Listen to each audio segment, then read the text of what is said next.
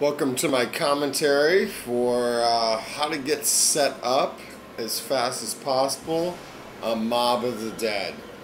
I'm doing this in theater mode so I could fast forward through it and talk you through it best possible. Now here in round one, you want to make sure that you open up that double points, quickly kill these guys off.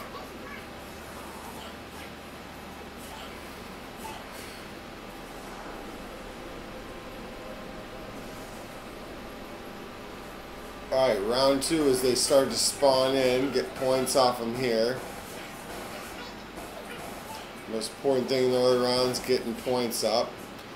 It's best if the key's on this side, because you're going to want to go to the laundromat here on round two to get points. So you get the key, there's a couple afterlives here, and then go charge up the laundromat. Normally you can rack up several thousand points down here. I'm about to get a nuke. That kind of cut that short, so there's about 1,500 points I missed out on there. Then you come up here on round three and feed this dog.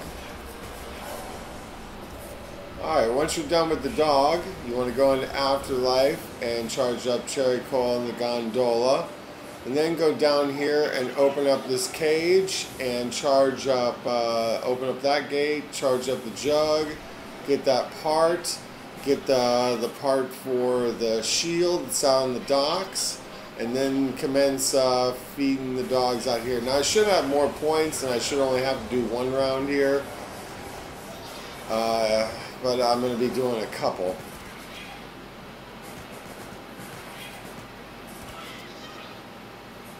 Now you gotta go in here. I actually made a mistake on this gameplay.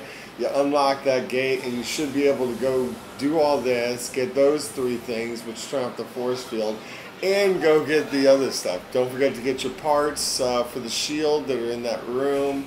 You can go watch another video on YouTube of where those part locations are. Put in that combination. I should have done that in one Afterlife. Unfortunately, I hadn't played this while I was rushing, and I was actually trying to commentate this while playing, and yeah. So now I basically just sit here to get some more Afterlives and rack up points to get all the doors. Then you gotta go into Afterlife here, open up the warden's office, charge double tap and charge speed cola. Get that part, that was the force field around that door for those computer components that I shocked downstairs. Now open up this. Make sure you build your shield in the cafeteria. This is where you're going to be running in later rounds. Your shield is going to save your life more times than I can tell you. So right now I'm just making some points to get my double tap.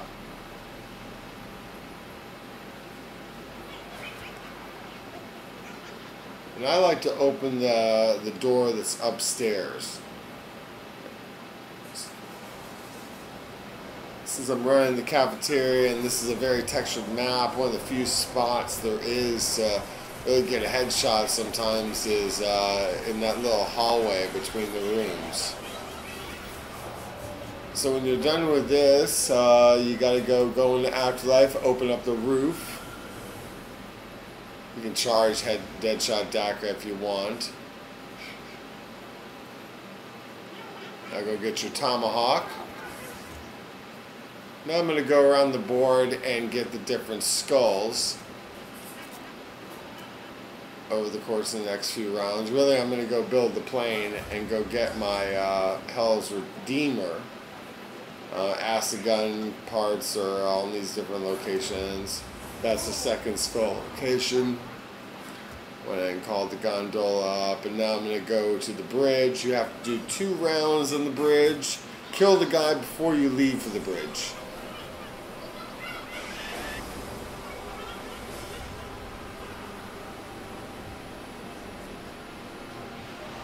The reason for killing a guy before you leave the bridge is You don't only want to get one warden on the first round you're doing up here, and then you'll get 2 on the second, versus 2 and 3, and that makes a big difference. I like to hit the wardens off in the distance, or else you get a big smoke cloud. I know it's probably hard to see because I'm fast forwarding through this, but how else do you jam an hour worth of play into 10 minutes? So now that I've got it, you'll get a little poof at the end.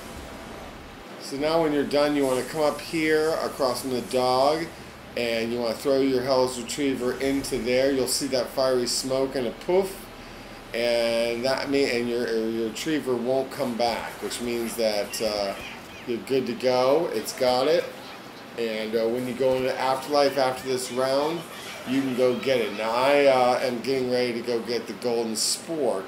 You got to break that poster. And you could actually go into Afterlife here, and after you kill this guy, and not only get the spork, but also get your retriever. I did it separately because, again, I was commentating. So here, down here on the floor, see, there's a little spork there. You got to shock it. You'll get a laughing noise, alright? And so I went and did this separately. I was getting a warden too, that made it fun.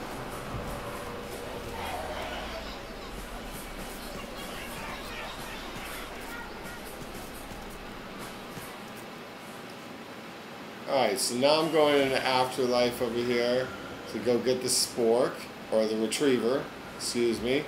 So now I got my retriever, or redeemer, excuse me. I've got my Hell's Redeemer. I'm going to continue on and go get skulls.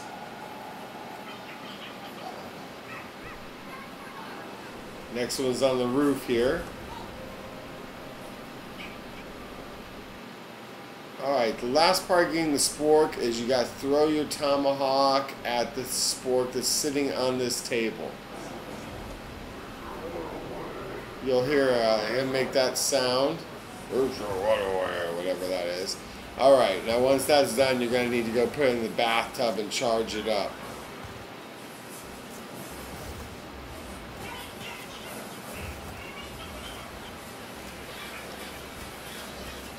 Now I'm off to go get my other skulls. This is one of the trickiest ones over here. You have to aim up at it, alright, and then hop.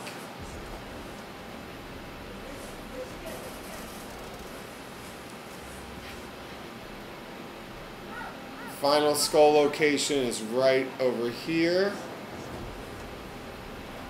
And then you'll get a laughing sound. And then you want to build your acid gas kit. I usually do it right up here. Then you want to go in here, go to the room at the end, the last tub, and press X. That'll put your spoon and your spork, which is silver at the time, in that tub. Now, in order to charge up and make a golden spork, you're going to need to get the acid gun, which you can get the free one that goes on this table right here. I only hit the box about 4 times. I don't like to move the box. That way I don't get fire sales and you get more max ammo. And for the high rounds, that makes a huge difference with the acid gat. Unless you want to be going to hit the box and get other ones. Personally, I just prefer, you know, there's a free one there, and then I just use the Tommy. If I don't get a Galil or a Mark II or another Blundergat the first 4 hits. Yeah, it was a little hectic there. So I get the acid gat or Blundergat and put it in there, make an acid gat. Now you want to go down into the laundry mat, and you gotta get a bunch of kills down here. Usually it takes about a round and a half at most. Here are the 13s. Always make sure you have a shield. I'm gonna go up here and actually I let that guy bust off my shield in the window, so I had a fresh shield. Boarded him up, brought him down here. Let's back that up. I hoarded him up, brought him down here, and then my first batch, I shot him and I got the laughter. Hear that laughter? That means that your spork is good to go.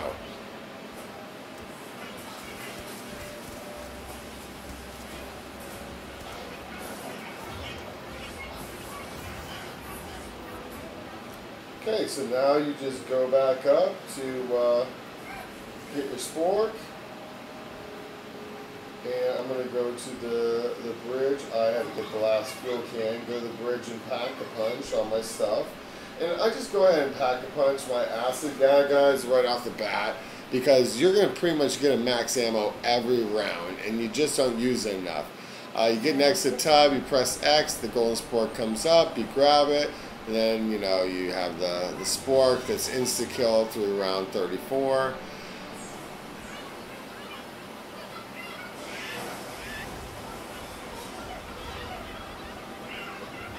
And here I am, all pack-a-punched. Now, here's a really cool trick. Instead of killing this guy, I hit him once, alright? When I left, notice how there's a nuke there? When I come back here to the spawn, in that little room, there's the nuke. I brought it back from the bridge. That works with the max ammo or whatever. So, if you could actually kill the guy completely and have the perk sitting there, and then when you come back, but I damaged him, so when I left he died off and dropped the perk. So you could go do that and kill a guy until you get a max ammo at the beginning of each round, and have one on standby at that beginning locker, which normally, you know, you can't do. On a co-op game, obviously there's that one that's under the staircase. But for solo, it's always nice to have a max standing by. And this is just some quick gameplay of me sporking guys and shooting them. That's the reason I leave that door closed. Other tips are just make sure you always have a shield. Check it like I just did real quick and make sure that it's full. If it's even damaged, let someone bust it up and get a new one. If you have a horde behind you, you can let them kind of smack it a little and knock it off. You'll feel the vibration in your controller, see it disappear from your screen. Then grab a new one and continue around. And the main reason people go down is for sure not having a shield.